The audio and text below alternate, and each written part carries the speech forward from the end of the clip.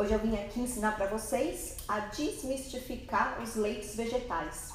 Eu vou começar aqui uma série de vídeos sobre o meu bebê veg, ou intolerante, porque eu vejo muitas mães perdidas em relação aos leites vegetais quando precisam dar para os seus bebês que são vegetarianos ou que são intolerantes à lactose.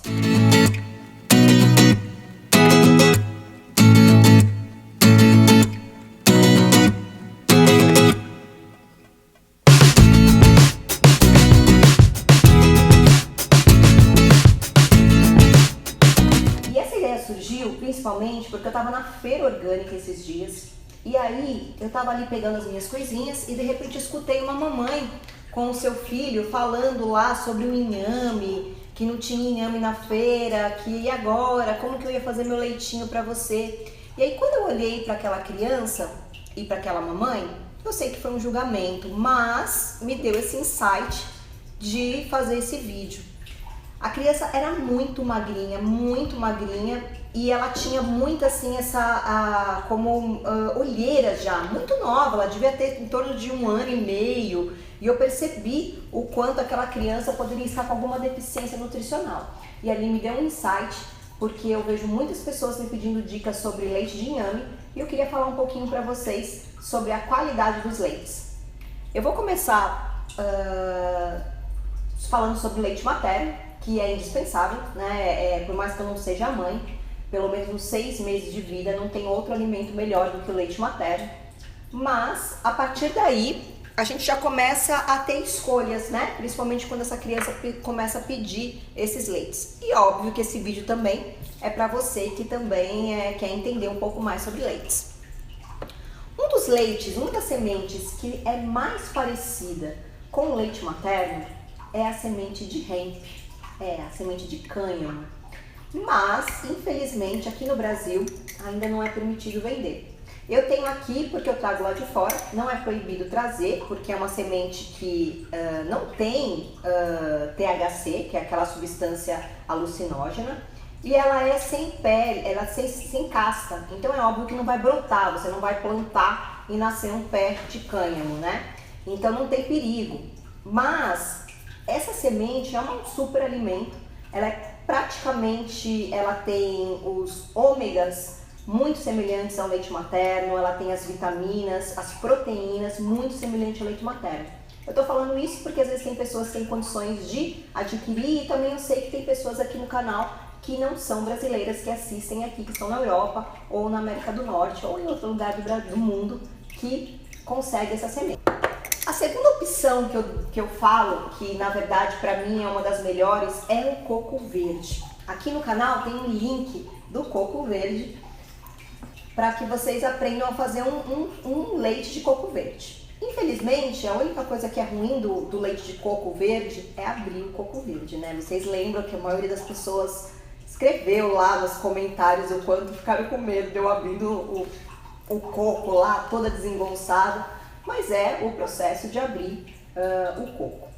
Ele é fresco, então ele é cheio de minerais, vitaminas, de gorduras, porque se a gente for olhar para o leite materno ele é composto principalmente de gorduras, proteínas e tem um pouco de carboidrato, né? E o leite de coco, ele também vai te dar isso, né? Infelizmente ele não vai ter o equilíbrio dos ômegas, como a semente de hemp, mas você vai ter um coco com gorduras boas, natural e fresco. A terceira opção que eu daria para vocês é o coco seco, que ele muitas vezes é um pouco mais fácil, porque você acha ele às vezes descascado no supermercado e você consegue utilizar. Eu sempre, para fazer o leite de coco seco, eu deixo ele em água.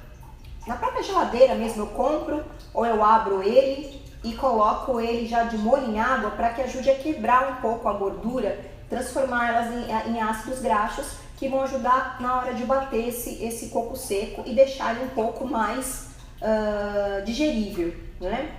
É lógico que dá para você germinar o coco, mas é algo que é um pouco complexo para quem está começando uma alimentação e é um pouco mais demorado, principalmente para quem tem que fazer um leite sem para sua criança. Semelhante ao leite materno, eu costumo indicar as sementes oleaginosas. Então, nós temos aqui uma semente que é muito barata, que é a semente de girassol.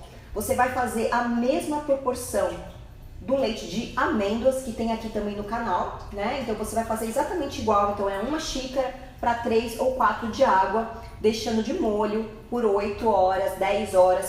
A semente de girassol, ela tá descascada, é uma semente barata e ela dá um leite não tão branco, mas olha só, aqui tava um leite, eu estou misturando porque como mistura com água, às vezes ele divide o líquido e aí é só você misturar, né? E deixar guardadinho na geladeira. O melhor é que ele fosse fresco sempre, mas eu sei como que é, então o bom é que pelo menos você guarde, conserva com uma pitadinha de sal e conserva na sua geladeira até você tomar por 3 dias, assim, mais ou menos no máximo. Então aqui eu tenho a semente de girassol, que é uma semente que dá para substituir essa questão da gordura, da proteína e do baixo carboidrato, né? Por não ter muito açúcar. Outra semente que eu indico para vocês, que eu sempre faço aqui no canal, que eu sempre falo, porque eu tomo todos os dias praticamente, é a semente de gergelim. Ele não é um leite muito gostoso para quem não está acostumado, porque ele é um leite um pouquinho amargo. Eu sempre recomendo que você não chegue a germinar ele por muito tempo, senão você pode perder e ficar muito amargo. Eu sempre deixo ele de 8 a 10 horas só de molho em água e depois eu já bato com a mesma proporção do leite de amêndoas, como eu já expliquei. E aí, o bom dele é você misturar com frutas, com outras coisas, porque ele é uma das maiores sementes que tem cálcio, né? Afinal, né, o leite materno ele vai fornecer o cálcio, a criança precisa de cálcio e o leite de gergelim vai ajudar a ter esse aporte de cálcio. Outra semente que é barata e que é muito rica em proteína é a semente de abóbora. Lembrando, todas essas sementes são inteiras, integrais e cruas, tá? Então, a própria semente de gergelim também ela tem casca. Ela não é o gergelim sem a casca, senão ele vai ficar muito amargo e ele vai perder esse potencial, ele tá oxidado. Então, prefira sempre tudo que tiver com casca. No caso da semente de abóbora, ela não tem aquela casca dura, ela é só aquela película verde e tudo bem. E você vai fazer da mesma forma, tá bom? Ele também é um leite que deixa um certo gosto, mas imagine que uma criança, ela não tem noção do que é tão gostoso, que é tão ruim. Afinal, ela tomou por 6 meses um leite materno que não deve ser uma coisa muito gostosa. Então imagina, não tem problema você dar um leite que pra você às vezes não é tão gostoso, mas pra criança às vezes ela vai gostar, entendeu? Eu acho que é você experimentar. É óbvio que um leite de coco, com certeza, que é docinho e refrescante, ela vai gostar pra caramba, né? E aí a gente começa a partir, eu tô indo sempre do que eu acho melhor para o que é menos pior, né? Porque na verdade eu não vou falar sobre o que não é tão bom para a saúde. A gente começa a partir para realmente para as castanhas, para as oleaginosas mesmo, né? Porque são mais caras e aqui eu tenho de amêndoas, que também tem o link aqui, mas poderia ser com qualquer outra castanha de caju, macadâmias, castanha do Pará, e cada um vai ter os seus nutrientes específicos, suas gorduras do bem, e sempre germinando, sempre elas cruas, e a única coisa que é ruim delas é realmente o preço, mas nós temos os benefícios de tanto as sementes como as oleaginosas, de você depois fazer com resíduo uma ricotinha, como tem aqui no canal, ou até mesmo uma base para um bolo, como também tem aqui no canal. Então vocês conseguem utilizar ela 2 vezes, né? A partir daí, eu começo a ir para sementes, para as leguminosas. Eu tenho aqui o amendoim, né? Tem muitas pessoas que fazem o leite de amendoim, não é um leite que eu particularmente gosto, porque na verdade assim, eu não consumo muito o amendoim, mesmo ele cru e germinado, pelo fato de que é muito difícil você achar um amendoim aqui no Brasil que não tenha fungo, né? E muitas vezes é por isso que as pessoas acabam tendo algum tipo de alergia. Eu mesmo, por mais que eu germine, eu olho, porque quando você germina e você bota de molho, você consegue às vezes até visualizar esse fungo. Mas muitas vezes isso passa e eu percebo que depois que eu como amendoim eu me sinto um pouco inchada, eu me sinto um pouco retida. Então não é uma leguminosa que eu gosto de utilizar. Você usar de vez em quando, né? Fazer um fermentado, um queijinho, germinar ele é gostoso, mas não é uma coisa que eu consumo diariamente. Agora imagina aqueles que são torrados, porque quando você germina você ainda vê o fungo. E quando você não germina, que a pessoa pega todo aquele amendoim lá velho, toda aquela coisa toda e vai lá e eles processam e fazem a famosa pasta de amendoim, né? Algumas pessoas já devem ter percebido isso, que às vezes comem a pasta de amendoim, por mais que ela é hiperproteica, e às vezes fica com uma sensação meio de inchamento, uma sensação estranha, é muitas vezes pelas toxinas que tem no amendoim. Se você for utilizar, utilize sempre o rosa ou o cavalo, que é aquele grandão. Existe que você já compra sem pele, que é mais fácil, né? Porque você já visualiza o fungo se precisar. E a mesma proporção, uma xícara para 3 ou 4 de água, sempre germinado, tá bom? Aí, cereais, leite de cereais, é tão bom assim?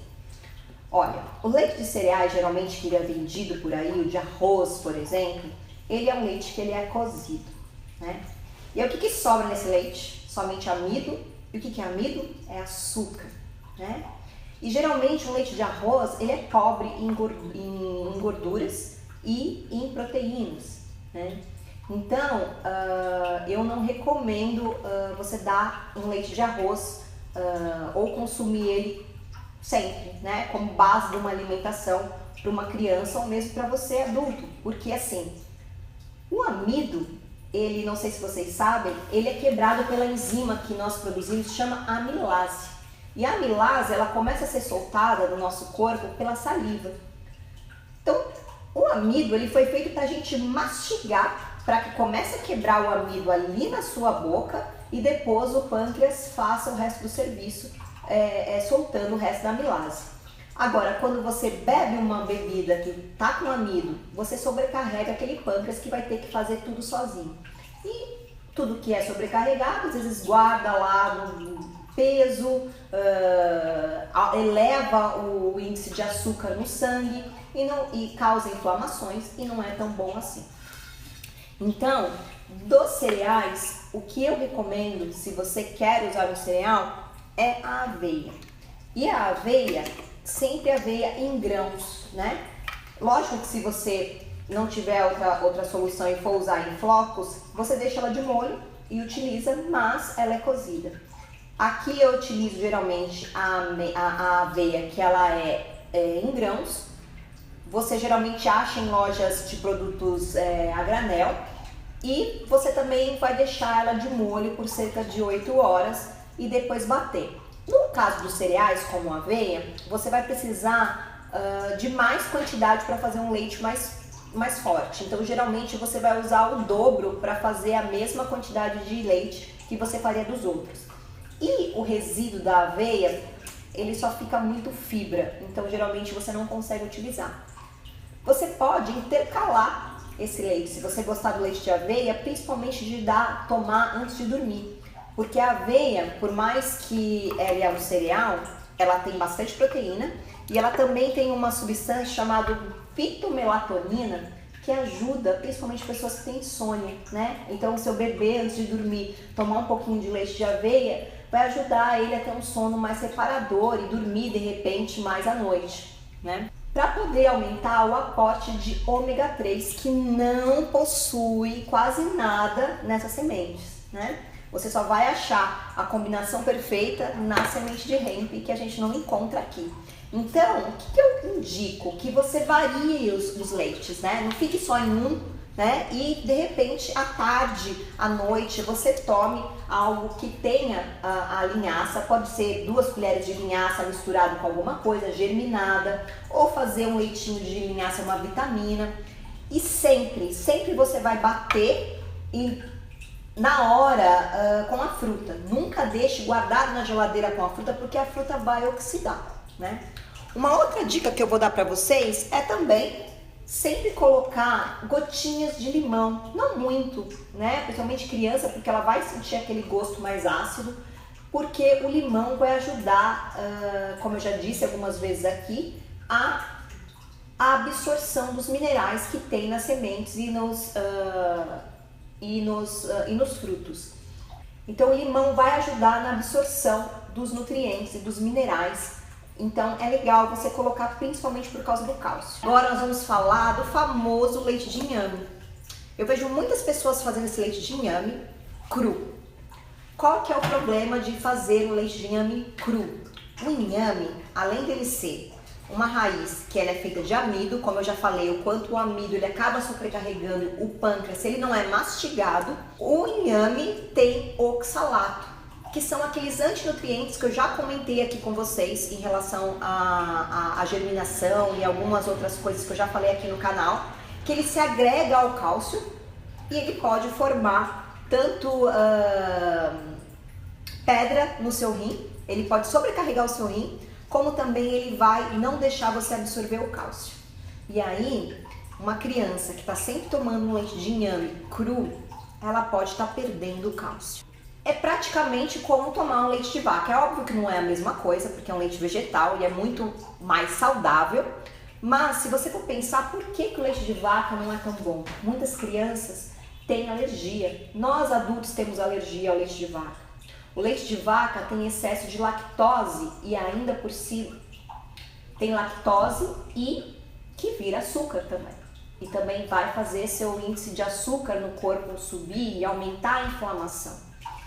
Além do que, já foi comprovado que o cálcio que tem no leite de vaca não é totalmente absorvido pelos humanos. E por não ser totalmente absorvido pelos humanos e ele vir cheio de hormônios, cheio de substâncias que também vão piorar e quando vai fazer com que o nosso pH fique ácido. E para poder regular esse pH, o nosso corpo ele libera magnésio e cálcio para fazer essa relação. E é o que acontece? Você, além de tomar o leite de vaca e achar que está tomando cálcio, você perde o cálcio que está dentro dos seus ossos. E aí é uma briga, né? Porque você está tomando cálcio e aí o seu corpo solta cálcio e magnésio para poder arrumar o pH, o estrago que o leite de vaca fez no seu corpo. Então, se você estava pensando em alguma desculpa para poder começar a parar, essa é a melhor desculpa, porque o leite de vaca ele não ajuda na absorção do cálcio. E uma outra última dica que eu vou dar para vocês, para as crianças, é que você complemente essa alimentação também com sucos verdes, porque o suco verde ele é rico em magnésio, sempre coadinho, como aqui tem aqui no canal aqui um link. A criança ela pode tomar tranquilamente e para ter um aporte maior de magnésio, porque é o magnésio que ajuda na absorção também do cálcio. E aí a criança vai crescer mais forte, mais saudável e você vai ter todas essas opções para que você faça um leite saboroso, nutritivo para sua criança. Aqui eu acabei de bater aquele leite, aquele coco que estava aqui seco. Para você saber a receita, é uma carne de coco batida com 3 ou 4 copos de água, tá bom? Então aqui eu coei com a panelinha furada normal e tô aqui com o meu leite de coco, que eu pinguei algumas gotinhas aqui também para ajudar na absorção dos minerais. E uma coisa que eu esqueci de falar para vocês é que se você for consumir o leite de inhame, o bom é que ele seja cozido, porque o cozimento ele remove o excesso de oxalato. Mas foi como eu falei, né? Não é um leite tão saudável assim como muitas pessoas pensam. Então vamos ao leite saudável, cheio de gordura boa. E o bom do leite de coco é que o resíduo dele você consegue secar e fazer tanto resíduo aqui pro nosso bolo, que eu já falei aqui para vocês, como fazer farinha ou um coquinho ralado, né? E você pode utilizar ela nas suas receitas. É isso aí, espero que vocês tenham gostado. Se vocês gostarem e quiserem mais sugestão, principalmente para as crianças, me escrevam aqui. Escrevam aqui nos comentários, dizendo algumas sugestões, o que vocês gostariam de aprender mais, principalmente na introdução alimentar das crianças. Gratidão e até o próximo vídeo.